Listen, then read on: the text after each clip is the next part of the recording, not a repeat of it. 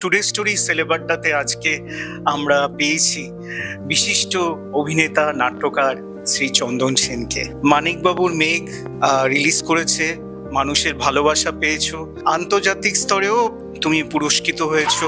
পরপর এত ভালোবাসা, এত মানুষের শুভেচ্ছা, কি বলবে তুমি? একটাই কথা, সেটা হচ্ছে যে আমাকে আজকে একটু মাফ করবেন, আমি একটু অসুস্থ, তা সত্ত্বেও বলেছে বলে আমি এসেছি।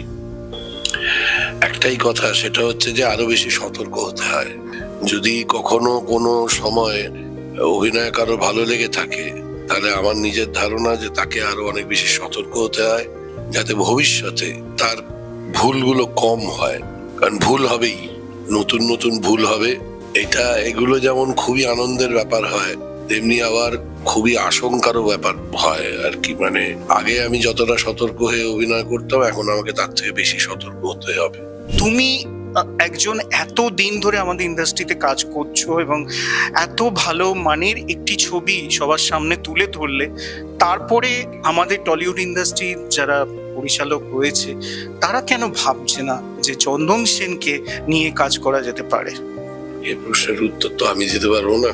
ইচ্ছে থাকে, আমি টেলিভিশন সিরিয়ালে নানা রকমের চরিত্র পেয়েছি, আমি খুব কৃতজ্ঞ এই কারণের জন্য। টেলিভিশন সিরিয়ালে যারা আমাকে অভিনয় করার সুযোগ দেন, বিশেষ করে লীনা গাঙ্গুলি, শৈবাল ব্যানার্জি এবং স্নেহাশিস চক্রবর্তী, এদের কাছে আমি খুব কৃতজ্ঞ, কারণ এরা আমাকে নানা রকম চরিত্র অভিনয় করতে দিয়েছেন।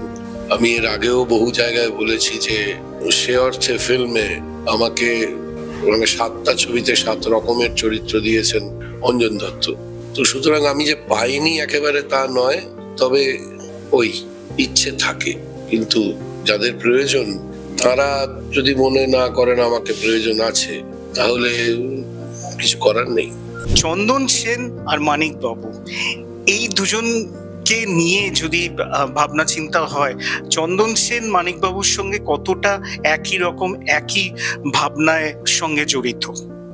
আমার মনে হয় না এমন কোনো মানুষ এই পৃথিবীতে আছেন, না থাকতেই পারেন, আমার মনে হয় না বলে জোর দিয়ে বলা উচিত নয়, যিনি মাঝে মাঝে একলা হতে চান না, যিনি প্রকৃতিকে অসম্ভব ভালোবাসেন, যিনি আকাশের মেঘ দেখলে সবাই করেছে, এই মুহূর্তে যারা দেখছে সবাই। ছোটবেলায় কখনো সেটা সিংহ হতো, কখনো রাজপ্রাসাদ হতো, কখনো পাহাড় হতো, এখন তার সেটা পাল্টে গেছে। এখন দেখলে জীবনের ঘাত প্রতিঘাত অনুযায়ী মেঘগুলোকে সেরকম ভাবে মনে হয়। তো এরকম নেই এমন মানুষ আমার মনে হয় না আছে। এই ছবিতে মানিকবাবুর মেঘে সংলাপ নেই, শব্দ আছে। এখানে শব্দ হচ্ছে নায়িকা, কি বলবে? না, এটা যে কোনো অভিনেতার কাছেই একটা সবচেয়ে বড় চ্যালেঞ্জের জায়গা এবং আনন্দের জায়গা, যে সে কত বেশি মাত্রায় অনুচ্চারিত সংলাপ দর্শককে শোনাতে পারবে এবং দেখাতে পারবে। নৈঃশব্দের বাংময়তাকে কতটা স্পষ্ট করে প্রকাশ করতে পারবে। এটা খুব আনন্দের। যে কোনো অভিনেতার কাছে এ ধরনের কোনো চরিত্র আসাটা খুব আনন্দের, তবে একই সঙ্গে সঙ্গে অত্যন্ত বিপজ্জনক। তার কারণ হচ্ছে, যদি শোনানো না যায়, দেখানো না যায়, তাহলে আটারলি ফেল করলাম। ছবির একদম শেষে মানিকবাবু হঠাৎ স্তব্ধ হয়ে যায় এবং তার মনে হয় তার শহর কলকাতা তাকে গ্রহণ করছে না। এর সঙ্গে কি কোনো রাজনৈতিক কোনো মতাদর্শ রয়েছে? আমার মনে হয় না। আমার মনে হয় অভিনন্দন ব্যানার্জির মস্তিষ্কটি, সেটি তার শরীরের তুলনায় একটু বয়সে এগিয়ে আছে। যদি যারা ওর সঙ্গে বসে কথা বলবে, আলাপচারিতা করবে, তারাই বুঝতে পারবে যে ওর মস্তিষ্কটি একটু এগিয়ে আছে। কিন্তু ওর মস্তিষ্কটি জুড়ে যেটা রয়েছে, সেটা হচ্ছে বিভূতিভূষণ বন্দ্যোপাধ্যায়, মূলত রবীন্দ্রনাথ ঠাকুর এবং গার্সিয়া মার্কেস। ম্যাজিক রিয়ালিজম, এই বিষয়টা আমাদের দেশে অনেকে অনেক রকম ভাবে প্রয়োগ করেছেন।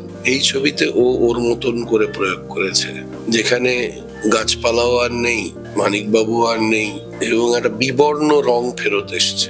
সাদা কালো থেকে একটা বিবর্ণ রং, সম্পূর্ণ রং নয়।